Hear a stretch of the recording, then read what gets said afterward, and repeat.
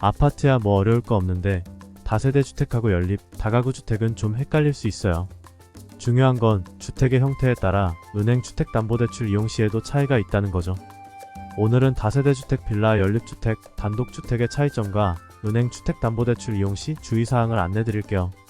주택 형태 구분하기. 내 집이 아파트가 아닌 경우 정확히 주택의 형태가 무엇인지 아는 게 중요한데, 크게 단독주택과 공동주택으로 나뉩니다. 단독주택은 단독주택, 다중주택, 다가구주택, 공동주택, 은아파트, 연립주택, 다세대주택. 여기서 우리가 흔히 부르는 빌라나 맨션은 건축법상에 없으며 건축업자나 건설회사에서 임의로 부르는 명칭으로 대부분 공동주택의 하나에 들어가요. 요즘 지어지는 건물 중 빌라라고 하면 다세대 주택이라고 봐도 무방해요. 다가구 주택. 건물 소유주가 1인이며 건물 내 공간은 가구별로 독립해 사용할 수 있지만 소유하거나 매매할 수 없는 주택을 말하고, 보통 주택으로 사용하는 층수는 3층 19세대 이하로 구성됩니다. 다세대 주택. 한 개동 바닥 면적의 합이 660제곱미터 이하, 층수는 4층 이하여야 합니다.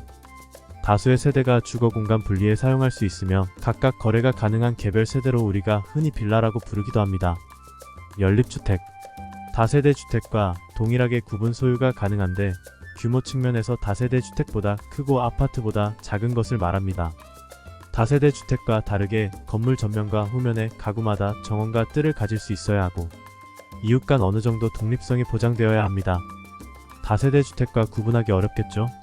정리하자면 단독주택은 1인 소유라는 것, 그 외 아파트, 다세대 주택, 연립주택은 규모의 차이가 있을 뿐 각 세대별 소유가 가능한 주택이라는 거죠. 그리고 주택은 소유자를 기준으로 주택담보대출 이용이 가능하기 때문에 단독주택, 다가구주택은 세입자가 아닌 소유주만 주택담보대출을 받을 수 있어요. 아파트가 아니면 감정가 확인 필요. 은행 주택담보대출을 받을 때 LTV는 KB 시세를 기준으로 하는데 이 기준은 아파트에만 적용돼요. KB 시세가 조회되더라도 한 동짜리 아파트, 나홀로 아파트나 거래량이 없는 지방, 저가 아파트 등은 감정가를 기준으로 LTV가 정해지고, 아파트 외 다세대 주택, 빌라, 다가구 주택, 단독주택, 연립주택 등도 모두 감정가를 기준으로 주택담보대출 한도가 정해져요. 감정가는 금융사 직원 또는 감정평가법인에 의뢰해 정해지며 실거래가 및 시세와는 달라요.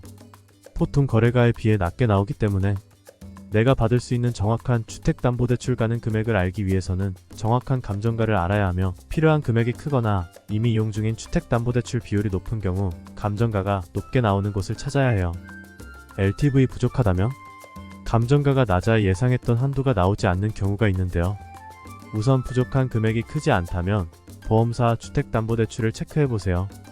은행보다 DSR 20% 더 높기 때문에 동일 조건이라면 한도를 좀 더 이용할 수 있어요.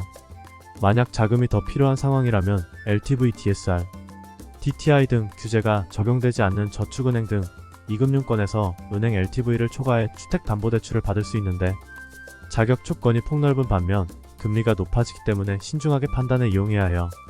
아파트 담보대출부터 다세대 주택담보대출, 오피스텔 담보대출, 단독주택담보대출, 다가구주택담보대출, 연립주택담보대출 등 어떤 부동산이든 은행 보험사 금리 비교가 필요하거나 부족한 한도를 해결할 방법이 필요하다면 카카오톡 무료 상담으로 깔끔하게 해결하세요.